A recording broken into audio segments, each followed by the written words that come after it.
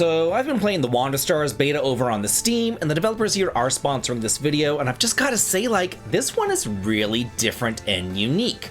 You actually build your attacks word by word, not like spells named thing. You build it like sentence by sentence, like Chun-Li's spinning star kick. That's your move. You're building like a turn-based haiku of pain. I thought that this was just gonna be like another one of those like run-of-the-mill indie RPGs, but this thing is different and it kind of rules, I've gotta say.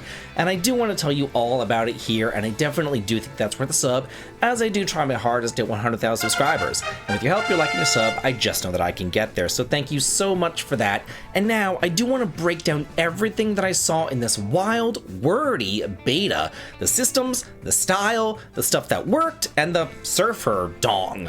That was definitely a pleasant surprise. WanderStars is a turn-based RPG where combat plays out like constructed sentences in like an anime fight scene. You'll select the green action words like punch or kick, and then tack on red modifier words like hard or fire in order to amplify the effect or add status ailments. Your move then becomes something like fire punch or fast big kick, and it's as satisfying as it sounds. And if at any time during this video you would like to wishlist the game, the link is available in the pinned comment as well as the video description. Once you do use a word, it will enter a cooldown for one or more turns, and then you've got a limited pool of word slots. So once you're out of options, you'll have to hit the end turn button and let the enemy cook on for a second. If you attack with elemental words and you'll hit an enemy's weakness, you'll then earn spirit points, and these let you do more in a single turn, like recover used up words or slot in extras for a killer combo. And you don't lose your SP between turns either, so smart players can bank it and then blow it all whenever it really matters. Defensive words like block will grant you a couple of block points, which will absorb incoming damage. And then the more modifiers that you attach, the more protection that you'll get. Then there's the item word, which just pulls up your inventory. No modifiers allowed here. Items are just pure utility. Most of them heal, but a couple of them do come with some unique effects. Words also stack elements or inflict status conditions like burn, which does 2 damage every time the enemy acts. You can train certain words to become permanent loadout options between episodes, and before every new mission, you'll get to craft your loadout from your collected word library. Now, I am going to be real with you here. At first, the controller didn't work properly in the beta, and I had to use my mouse for the first battle. It just wouldn't let me select my words in the combat, it just wouldn't go over to the left for whatever reason. But then after the first battle, the controller worked perfectly fine.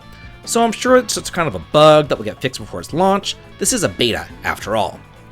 On the bright side though, the game does autosave at the start of every map. So if you quit out midway, you'll reload at the beginning of the latest area that you're in. It's not ideal, but it is fair for now. The map itself plays like a board game, with different tiles doing different things. The black spaces restore one word cooldown, and then the gold spaces push the story forward. Then you've got your battle, NPC events, and treasure tiles sprinkled throughout. Before entering combat, you can inspect enemies to see their weaknesses, resistances, and immunities.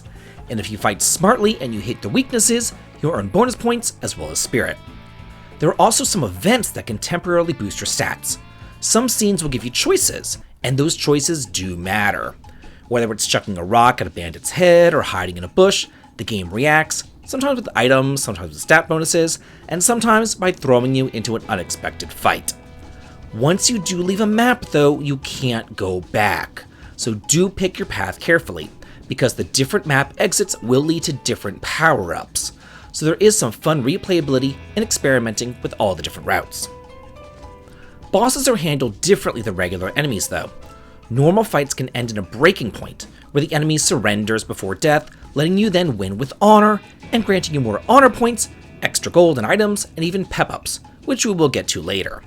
But bosses, though, have to be knocked out cold, and they've got these different HP zones, which are basically their breakpoints. And those zones can trigger special effects like healing, buffing, or, launching a massive counterattack. And if you're not careful, and you end your turn with the boss's HP in one of those zones, you will trigger that zone, and then maybe get your entire party wiped. I learned that the hard way. If you do get a normal enemy to surrender by ending them in their little surrender zone, you will earn pep-ups. These are essentially accessories which grant you passive bonuses, but also add a new action word to your deck. But if you kill an enemy after they surrender, bad move.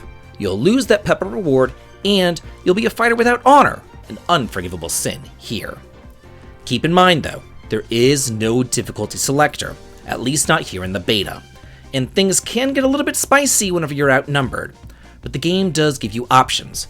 For example, if you can stun 2 enemies at once, even without KOing them, you can have them surrender right then and there, quickly ending the battle.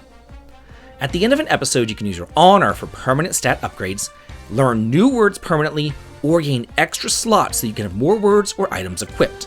So it's kind of got that roguelike flavor, but without being too punishing. Also, after beating an episode, you can unlock the challenge mode, which ramps up the difficulty and removes your safety net.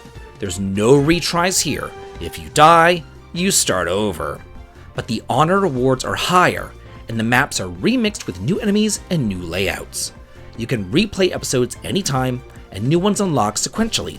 It's flexible without being too grindy. Now let's talk about the story, which kicks off with Ringo, who's a martial artist living with her grandmother. And then she gets sent out for groceries, but shortly thereafter, she gets pulled into an intergalactic mess involving a wolf man on a jet bike, a magical map, and of course, space pirates for good measure. It just so turns out that Ringo has a piece of this magical map that the wolf is looking for, so he of course steals it. Only for then the 4 sword pirates to show up, and of course, steal it back again. So after some wacky shenanigans ensue, Wolf ends up joining you, bringing along his own special words and abilities to the table, not to mention the energy of somebody who's definitely brooding about a tragic past. It's then revealed that the Wanderstar map is an ancient artifact, but it's also kind of like a Find My Friends app for fantasy characters. Ringo's grandmother used the map to keep tabs on her grandson, who's also missing, so yeah, there's another plot point. We gotta find him, as well as the map, and the space pirates too. There's a lot going on here that we do need to find. So it's then Ringo's job to leave her home planet, chase after the pirates, and find her long-lost brother. Classic anime nonsense, but I'm here for it. Keep in mind, in this beta, there is no voice acting, but the writing itself is snappy, heartfelt, and funny. The characters feel real, even when the plot kind of goes a little bit haywire. And yeah, there's some eye candy to boot, cause hello! Don't play this in front of your grandma. So first impressions, I died in the tutorial. Not even joking, in the first fight. Maybe that was intentional, but who knows? I mean, the game started up normal anyway. But by the end of the beta, I was totally on board. The animation is gorgeous, the combat is fresh, and the story is surprisingly heartfelt for something involving space wolves and sentence-based superpowers. The whole beta here took me about roughly 90 or so minutes, and while it's still early, this is definitely shaping up to be something special. Yeah, they do still have some kinks to iron out, but even now, the game has soul. It's weird, smart, stylish, and it actually made me care about my word choices both in and out of battle. So if you like some tactical turn-based RPGs with anime flair, this here is one to keep your eye on. Thank you so much for watching, and if you like it, be sure to head on over to their Steam page located in the pinned comment and add it to your wishlist, and you can even try out the demo for yourself. And if you like this video, please be sure to smash that like button for me and subscribe for some more RPG content. And as always, have a good day.